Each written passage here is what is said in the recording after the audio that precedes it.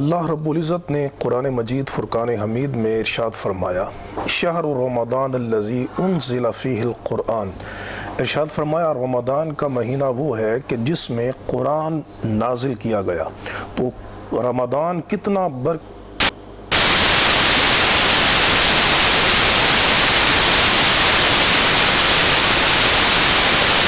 حمید کے نزول کے لیے منتخب فرمایا۔ یقیناً یہ اس طرف اشارہ ہے کہ رمضان اور قرآن میں بڑی گہری مناسبت اور مطابقت ہے۔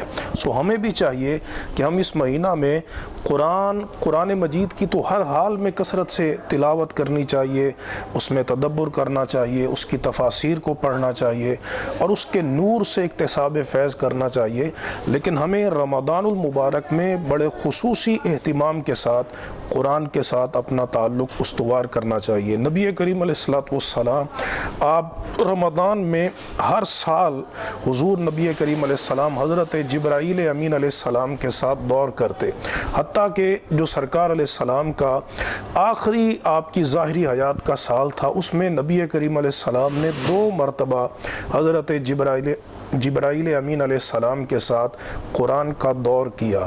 تو یہ اس سے پتہ چلتا ہے کہ ہمیں قرآن کی طرف رغبت دوسرے مہینوں کی بنسبت رمضان میں زیادہ رکھنی چاہیے، چونکہ رمضان اور قرآن کی ایک بڑی خاص مناسبت ہے۔ ایک حدیث کے اندر موجود ہے اور یہ مسند احمد بن حنبل کی حدیث ہے، نبی کریم علیہ السلام نے ارشاد فرمایا کہ روزے اور قرآن یعنی رمضان اور قرآن یہ قیامت کے دن بندے کی شفاعت کریں گے، اور روزے کہیں گے اے میرے رب منعتہ الطعام والشہوات بالنہار، اے اللہ میں نے اس کو دن میں کھانے اور شہوات کی تکمیل سے روکا اور تو میری شفاعت اس کے حق میں قبول فرما۔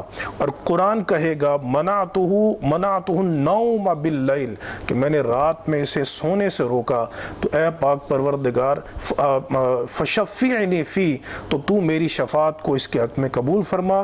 تو حدیث میں آتا ہے کہ قرآن کی شفاعت کو بھی قبول فرما لیا جائے گا اور رمضان کی شفاعت کو بھی قبول فرما لیا جائے گا۔ تو قرآن اور رمضان کا اکٹھے ہونا قیامت کے دن بھی یہ اس بات پر دلیل ہے کہ قرآن اور رمضان میں بڑی گہری مناسبت ہے۔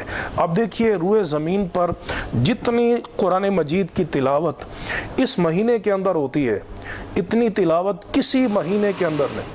ہر مسجد سے اللہ رب العزت کے قرآن کی صدائیں جو ہیں، قرآن کی آوازیں آ رہی ہوتی ہیں اور اس سے دلوں میں ٹھنڈ پڑ رہی ہوتی ہے۔ تو اس مہینے میں بڑا خاص تعلق ہے قرآن کا، لہٰذا ہمیں قرآن مجید فرقان حمید سے اکتساب فیض جو ہے وہ اس مہینے میں کرنا چاہیے۔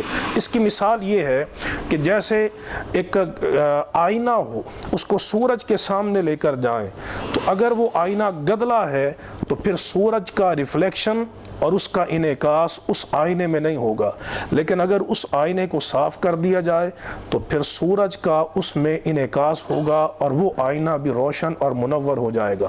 قرآن کو اللہ رب العزت نے نور قرار دیا ہے، وَلَٰكِنْ جَعَلْنَاهُ نُورًا، اللہ فرماتا ہے ہم نے قرآن کو نور بنایا ہے، اور قرآن مانوی کائنات میں سب سے بڑا نور ہے۔ حصی کائنات میں سب سے بڑا نور سورج ہے، مانوی کائنات میں سب سے بڑا نور قرآن مجید فرقان حمید ہے، اور ہمارے دلوں کا آئینہ گدلا ہوتا ہے۔ تو پھر کیا ہے، رمضان کا جو ایک مادہ اشتقاق ہے وہ رمضان ہے یا رمضان ہے۔ اس کا ایک معنی یہ بیان کیا گیا ہے کہ وہ موسلا دھار بارش جو زمین سے میل کچیل گندگی کو دور کر دے اور زمین کو مطہر اور مزکہ بنا دے۔ رمضان کے مہینہ میں دلوں کے جو آئینے ہیں، اس پر جو گناہوں کی میل کچیل ہوتی ہے وہ دور ہو جاتی ہے۔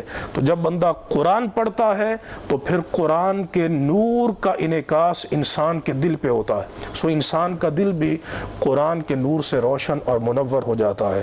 اللہ تبارک و تعالی ہمیں قرآن مجید فرقان حمید سے تعلق جوڑنے کی توفیق عطا فرمائے۔ وآخر دعوانا ان الحمد للہ رب العالمین۔